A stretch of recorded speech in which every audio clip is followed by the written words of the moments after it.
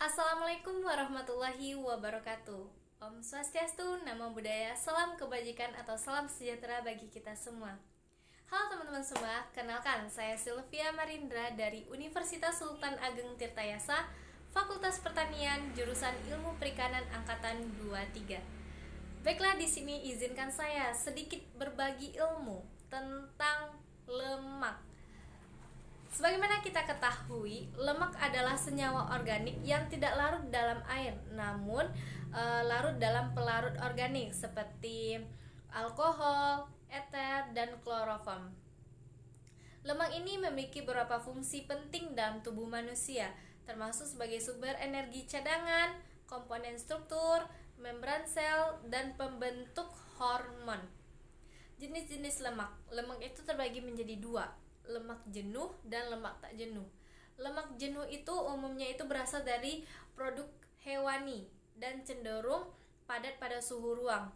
Lemak ini dapat meningkatkan kolesterol LOL dalam darah yang berisiko untuk penyakit jantung. Yang kedua itu ada lemak tak jenuh.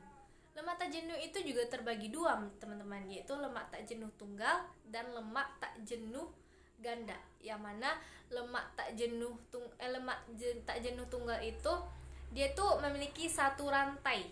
Ya, tidak ada masih satu rantai gitu ya, teman-teman.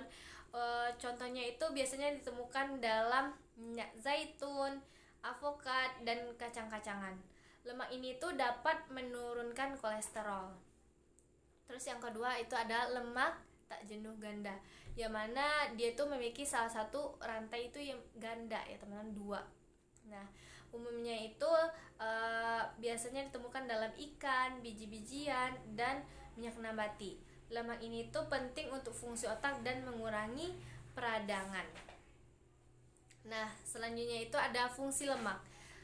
Fungsi lemak itu yang pertama itu sebagai sumber energi.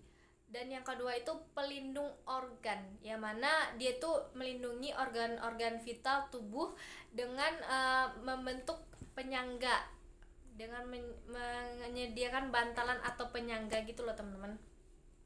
Yang ketiga itu ada isolasi termal, yang mana lemak juga berfungsi sebagai insulator untuk menjaga suhu tubuh.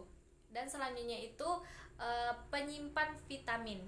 Jadi lemak ini membantu penyerapan vitamin yang larut dalam lemak seperti vitamin A, D, E, K.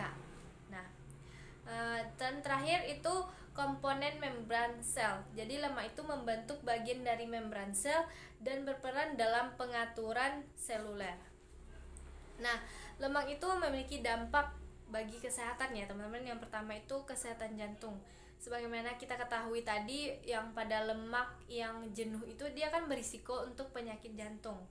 Nah, kalau kita konsumsi lemak tak jenuh, terutama omega 3 itu dapat mengurangi resiko penyakit jantung.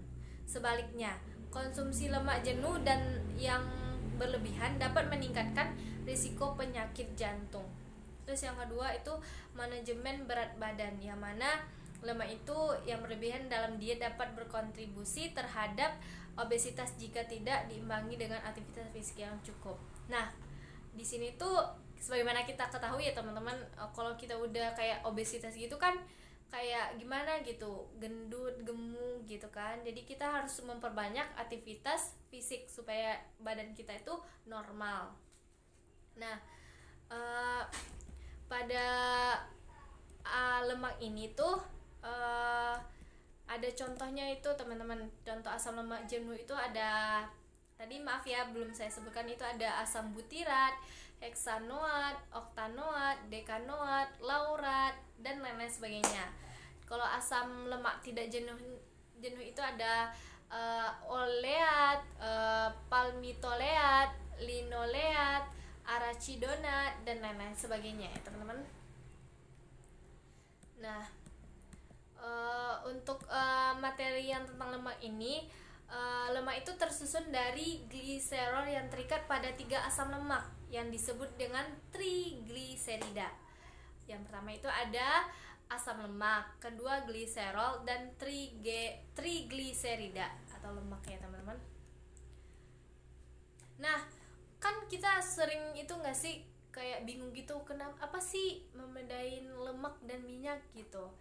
Nah, kita bisa lihat aja sih teman-teman, kalau lemak tuh kan dia pada temperatur suhu biasanya ya yang normal ya, dia tuh lemak tuh berwujud padat, dan kalau minyak tuh kan berwujud cair ya teman-teman. Terus gliserida pada hewan yang berupa lemak itu atau lemak hewani itu, dan gliserida pada tumbuhan berupa minyak atau minyak nabati.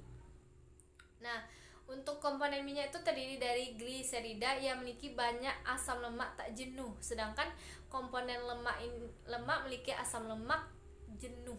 Nah, kalau minyak itu dia asam lemak tak jenuh, tapi kalau yang untuk lemak itu dia asam lemak jenuh gitu teman-teman. Nah, mungkin sekian materi tentang lemak pada kesempatan kali ini. Jika terdapat